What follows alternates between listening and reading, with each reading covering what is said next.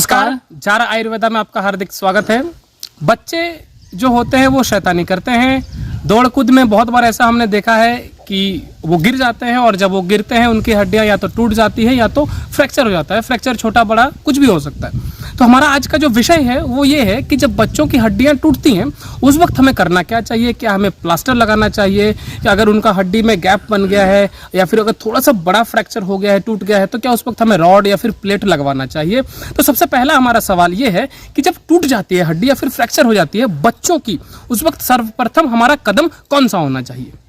देखो, बच्चों का मतलब ये है कि जैसे 2-3 साल जिनका है या फिर 4 साल तक भी जिनका है, नॉर्मली डॉक्टर कोशिश करते हैं कि उन पे रोड या फिर प्लेट्स नहीं डाला जाए। नॉर्मली उनका सामान्य रूप से हड्डी जुड़ जाए, वो जुड़ भी जाता है ज्यादातर समय पे। अगर कुछ गड़बड़ ना हो तो वो हड्डी जुड़ जाता है। इसके बाद अगर हम लोग देखें तो 12-15 साल तक का भी जो उम्र होता है उसमें भी पहले हम लोग को यही कोशिश करना चाहिए कि हड्डी हमारी सामान्य रूप से जुड़ जाए। अगर प्लास्टर या फिर इस तरीके का चीज को करके हमारा हड्डी जो है वो जुड़ जाए, और ज्यादातर समय पे जुड़ भी जाता है। और खास करके रोड या फिर प्लेट जो है, इसको हमको कहीं ना कहीं मतलब थोड़ा सा समय देना चाहिए और कोशिश करना चाहिए हड्डी को बिना ये सारी चीजों का जोड़ दें, क्योंकि इतना कम उम्र में इस तरीके का ऑपरेशन या फिर रोड या फिर प्लेट्स इस तरीके का चीजों को शरीर में लगाना कहीं ना कहीं मतलब आगे जाकर के उनका दिक्कत का सामना करना पड़ सकता है। तो प्लास्टर किस स्थिति में हम लगा सकते हैं और किस स्थिति में हम ये मान सकते हैं कि ना भी लगाए तो बच्चों में जो हड्डी है वो धीरे धीरे करके जुड़ जाएगा।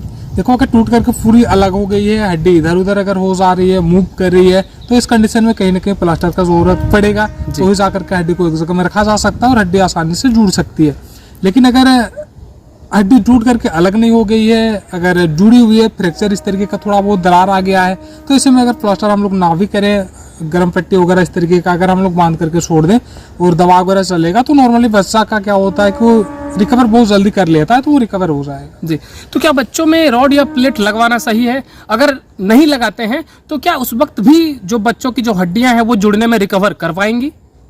बिल्कुल रिकवर तो कर ही लेती है, बिना रोड प्लेट की भी रिकवर कर लेगी। अगर बहुत ज्यादा समस्या होता है, अगर बहुत ज्यादा अगर दिक्कत है, बहुत ज्यादा अगर उस तरीके का अगर टूट गया, जैसे 2-3 टुकड़े में टूट गया है कि भाई उनका मतलब बिना ऑपरेशन के और कोई ऑप्शन ही नहीं है, तो इस कंडीशन में उनका किया जाना चाहिए। लेकिन सामान्यतः हम लोग को कोशिश करना चाहिए कि बिना ऑपरेशन के हम लोग उसको ठीक करने की कोशिश करें। जी, धन्यवाद। तो आखिरी सवाल हमारा ये है कि ऐसा क्या कारण है जिसके वजह से जो बच्चों की हड्डियां जब टूटती हैं, फ्रैक्चर हो जाती हैं, तो वो जो हड्डी है बहुत जल्दी हील कर जाता है, यानी कि हड्डी बहुत जल्दी जुड़ जाता है बिना कोई समस्या के।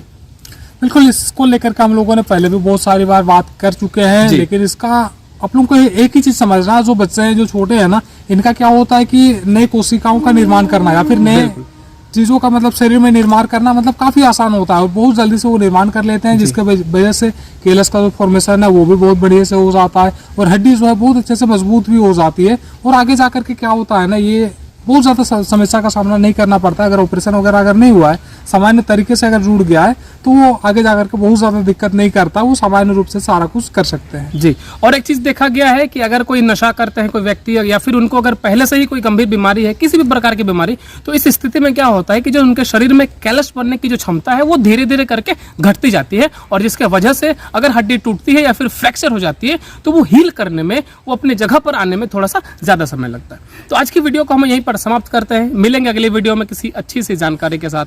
तब तक के लिए नमस्कार।